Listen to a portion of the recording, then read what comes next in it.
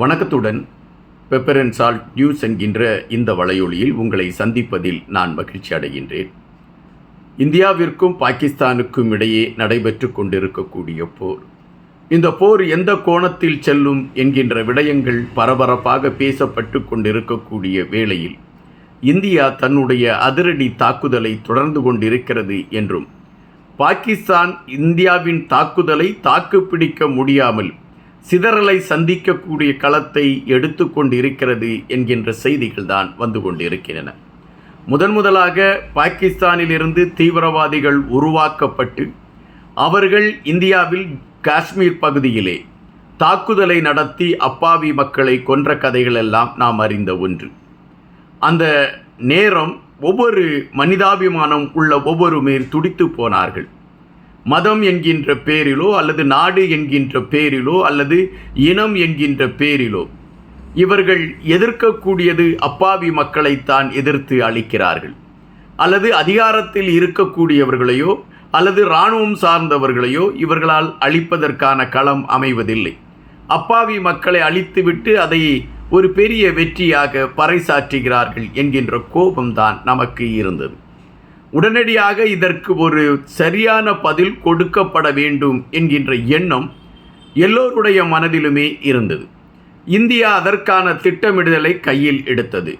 இந்தியாவின் வெளி விவகாரத்துறை அமைச்சர் ஜெய்சங்கர் அவர்கள் பல நாட்டு வெளி விவகாரத்துறை அமைச்சர்களிடம் இந்தியாவின் நிலைப்பாட்டை வலியுறுத்திய கருத்துக்களை எடுத்து வைத்தார்.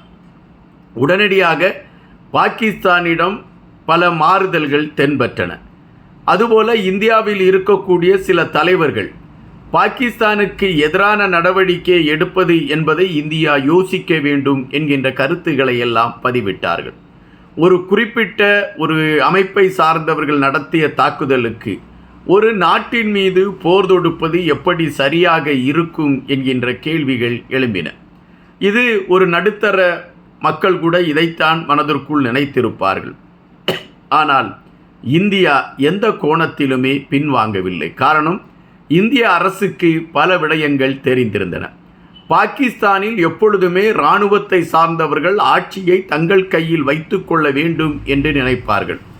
அப்படித்தான் முனீர் என்கின்ற இந்த இராணுவ தளபதி ஆட்சியை தன் கையில் வைக்க வேண்டும் என்கின்ற நிலைப்பாட்டில் தன்னை உயர்வானவராக காட்டிக்கொள்ள வேண்டும் என்கின்ற கணக்கீட்டில் தீவிரவாத அமைப்புகளை அவர் ஊக்குவிக்கக்கூடிய ஒரு களத்தை எடுத்தார்.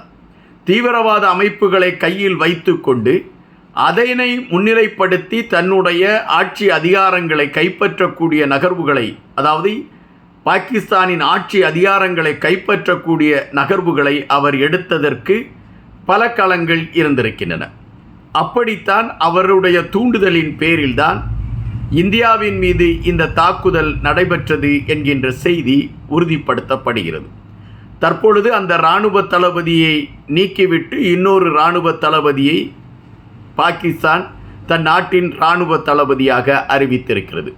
இந்த முனீர் இப்பொழுது பதுங்கு குழியில் இருக்கிறாரா அல்லது வேறு எங்காவது ஓடிவிட்டாரா அல்லது அவருடைய நிலை என்ன, அவர் கைது செய்யப்பட்டு விட்டாரா போன்ற பல கேள்விகள் வதந்திகளாக உலா வந்து கொண்டு இருக்கின்றன. அப்படி என்றால் திட்டமிட்டு ஒரு இராணுவ தளபதி இந்தியாவின் மீது தாக்குதல் நடத்த வேண்டும் என்கின்ற நிலைப்பாட்டை கையில் எடுத்துக்கொண்டு அதற்காக தீவிரவாத குழுக்களுக்கு ஊக்கம் கொடுத்து ஒரு தாக்குதல் நடவடிக்கையை உறுதிப்படுத்தி இருக்கிறார் என்றால் இந்தியா அந்த நாட்டின் மீது தான் படையெடுக்க முடியும் அல்லது அந்த நாட்டின் மீது தான் போர் தொடுக்க முடியும். அதைத்தான் இந்தியா தெளிவாக செய்தது. இதில் வியந்து பார்க்கக்கூடிய பல விடயங்கள் இருக்கின்றன. இந்தியா அந்த நாட்டில் முதலாக தாக்குதலை தொடங்கிய பொழுது 9 இடங்களில் தாக்குதல் நடந்ததாக சொல்லப்படுகின்றது. இந்த 9 இடங்களில் தாக்குதல் நடத்துவதற்கு 2 பெண் கமாண்டோக்களை இந்தியா அனுப்பியிருக்கிறது. இவர்கள் தலைமையில்தான் அந்த தாக்குதலை நடத்தியிருக்கிறது. அப்படி தாக்கிய அந்த 9 இடத்திலும் எந்த அப்பாவி மக்களும் இறக்கப்படவில்லை. தீவிரவாத அமைப்பை சார்ந்தவர்கள் மட்டும்தான் இறந்திருக்கிறார்கள். அவ்வளவு துல்லியமாக இந்தியாவின் தாக்குதல் இருந்தது என்பதை நாம் பதிவு செய்ய வேண்டியிருக்கிறது. ஒருவேளை இந்தியா பொதுமக்கள் மீது தாக்குதலை நடத்தியிருந்தால் பாகிஸ்தான் உடனடியாக ஐயோ கொய்யோ என்று தன்னுடைய குரலை உயர்த்தி இருக்கும். பாகிஸ்தானுக்கே தெளிவாக தெரிந்துவிட்டது. இந்தியா மிக தெளிவாக தீவிரவாத அந்த குழுக்கள் எங்கெங்கு இருக்கிறார்களோ அந்தந்த இடங்களில் மட்டும்தான் தாக்குதலை நடத்தி இருக்கிறார்கள் என்று. ஆனால் பாகிஸ்தான் அதன் பின்பு இந்தியாவின் மீது தாக்குதலை ஆரம்பிக்கின்றது. ஆனால் இந்த தாக்குதல் அனைத்து மட்டங்களிலுமே இந்தியா முறியடித்து விட்டது. ஆனால் இந்தியா அதன் பின்பு தாக்குதலை நடத்திய பொழுது பாகிஸ்தானால் அதை தாக்குப்பிடிக்க முடியாத நிலைமை என்கின்ற நிலைப்பாடுகள் தான் பேசப்படுகின்றன. அதே வேளையில் பாகிஸ்தானுக்கு உதவியதாக இப்பொழுது துருக்கி மீது இந்தியா கடும் சினத்தில் இருக்கும் என்று நாம் நினைக்கின்றோம். காரணம், பாகிஸ்தான் உபயோகப்படுத்தி இருக்கக்கூடிய ஆயுதங்கள் அனைத்துமே துருக்கியிலிருந்து வழங்கப்பட்டது என்கின்ற செய்தி வருகின்றன.